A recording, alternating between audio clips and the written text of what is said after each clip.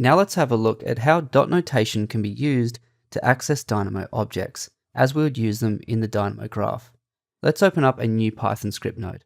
A quick way to do this is by clicking the right mouse button on the Dynamo canvas and searching for Python, then hitting enter. Perfect. We briefly touched on the import section in an earlier video.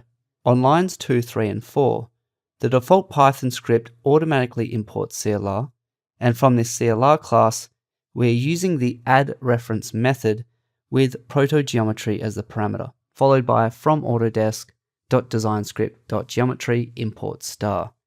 Later in the course, we'll be looking at importing in more detail. For now, all we need to understand is that these 3 lines are importing the geometry library that is shown within the Dynamo geometry menu. With this library comes all the classes that we can use to make points, curves, cubes, and other geometric objects. Think of this as importing a recipe book to make geometry. All the recipes are contained in the book to create Dynamo geometry. To look at some of these recipes, let's have a look at the Dynamo node menu. In here, navigate to the geometry menu, and here we can see a series of sub-menus that relate to different geometry types. Within these, for example, points and then point, we can see different ways of working with the geometry class point. Within this sub-menu, we can see all the methods and attributes of the point class. The green nodes are the constructor methods. These are used to create points. These are static in nature. The red nodes are action methods, which we can use with point objects, and the blue nodes are point attributes.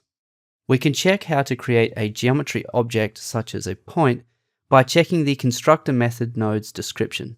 So let's go ahead and select point by coordinates, which takes an x, y, and z. If we hover over the node title, we can see a little pop-up. This shows the method to create a point, as you can see on the bottom line. This is point.byCoordinates followed by the input parameters in round brackets. The required inputs are shown by a variable named x, followed by colon, then its type, which is a double, and then equals and its default value, which is 0.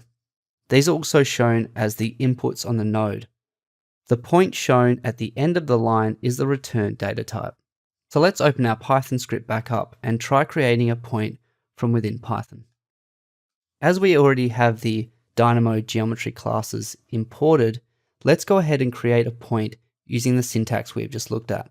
So assigning directly to the out keyword, let's start by writing point using a capital P followed by a dot, and here we can see an auto finish menu opens. This shows all the methods in the point class, which is shown as pink objects. Generally, all the constructor methods start with by.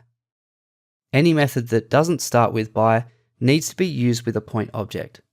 So let's create a point by using the byCoordinates method. For the parameters, let's add in 0, 0, 0 by using an open parentheses, adding 3 zeros separated by commas, and then close parentheses. Then hit run.